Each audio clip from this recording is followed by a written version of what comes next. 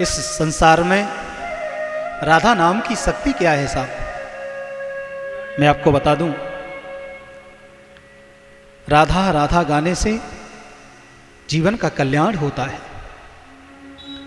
एक व्यक्ति था, उस व्यक्ति को कुष्ठ रोग हो गया साहब। किसी ने कह दिया आप वृंदावन चले जाओ, आप वहां पर ठीक हो जाओगे।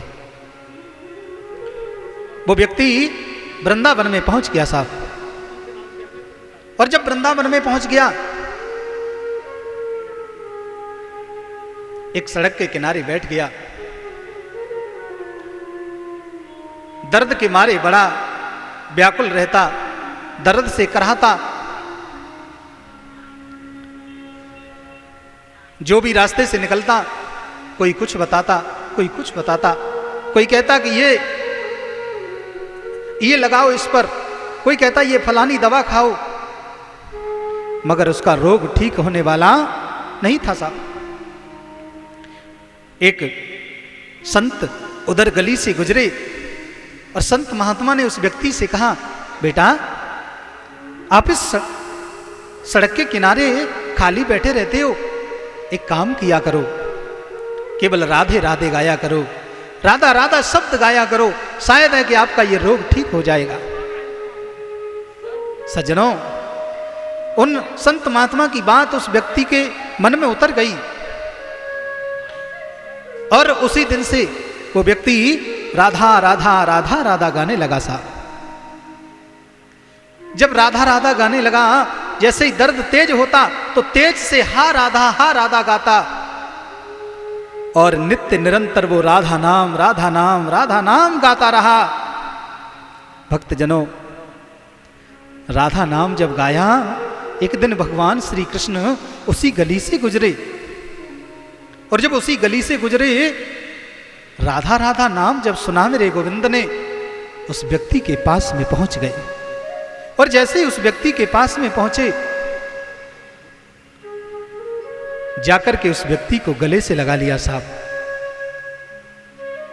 आंखों में आंसू भरे आए, लेकिन अपने गले से उस व्यक्ति को नहीं हटाया साहब। क्योंकि एक बात कहें, राधा और कृष्ण अलग थोड़ी है। चाहे राधा कहो चाहे कृष्ण कहो, बात एक ही है साहब। कृष्ण और राधा में कोई अंतर नहीं है। आज मेरे गोविंद ने उस व्यक्ति को गले से लगा लिया। वो व्यक्ति राधा राधा राधा राधा ही गाता रहा, और भी कुछ भी नहीं कहा। और जैसे ही उसको गले से लगाया, मेरे गोविंद भी राधा राधा गाने लगे। देखिए, मेरे कन्हैया भी राधा राधा गाने लगे, और जैसे ही कृष्ण ने राधा राधा गाया, तो राधा रानी जो थी वो मेरे गोविंद के पीछे आकर के खड़ी हो गई। भगवान को इशारा दिया, प्रभु मैं आ गई हूं। लेकिन भगवान अपने भक्त के प्रेम में इतने खो चुके थे, उन्होंने राधा का ध्यान बिल्कुल भी नहीं किया, और राधा राधा स्वयं गा रहे हैं, उस व्यक्ति को गले से लगाए हुए हैं साहब। वो कहते हैं ना कि राधा तू बड़ भागिनी, और कौन तपस्या कीन, तीन लोक तारण तरन, सो तेरे आधीन। राधा कौन है साहब? अरे इस राधा के बस में तो मेरे गोविंद हैं, स्वयं श्री कृष्ण है साहब। राधा के बिना श्याम आधा है, और श्याम के बिना राधा,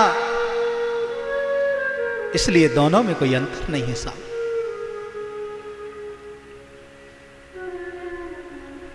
बाद में जब मेरे गोविंद का ध्यान उस व्यक्ति के पास से हटा, राधा ने पीछे से हाथ रख दिया, प्रभु मुझे पुकारा आपने, मैं तो कब से यहां खड़ी हूं, आपने सुना नहीं? गोविंद कहने लगे, राधा आप कब की आ गई? राधा बोली, मैं तो बहुत देर की आ गई हूं नाथ, आपने मेरी बात को सुना ही नहीं। कृष्ण बोले, क्या बताऊं राधा, मैं अपने इस बीमार भक्त की भक्ति में इतना खो गया था कि मुझे ध्यान ही नहीं रहा कि आप कब की आ गए। सज्जनों, इतनी बड़ी शक्ति है साहब राधा नाम में कि मेरा गोविंद भी राधा नाम गाता है।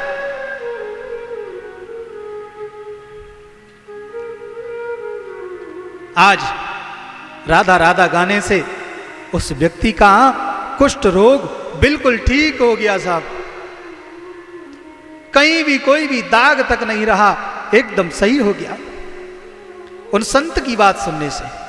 एक बात कहूं, संत अगर कहीं मिल जाए तो संत का कभी अपमान मत करना। संत आपको गलत राह नहीं देगा, अच्छी रास्ता देगा। संतों का सम्मान करना चाहिए। वो कहते हैं ना, अन्न का कड़ और संतों का छड़ कभी बर्बाद नहीं करना चाहिए। आज अगर वो वसंत की बात नहीं मानता तो क्या उसको कृष्ण के और राधा के दर्शन होते?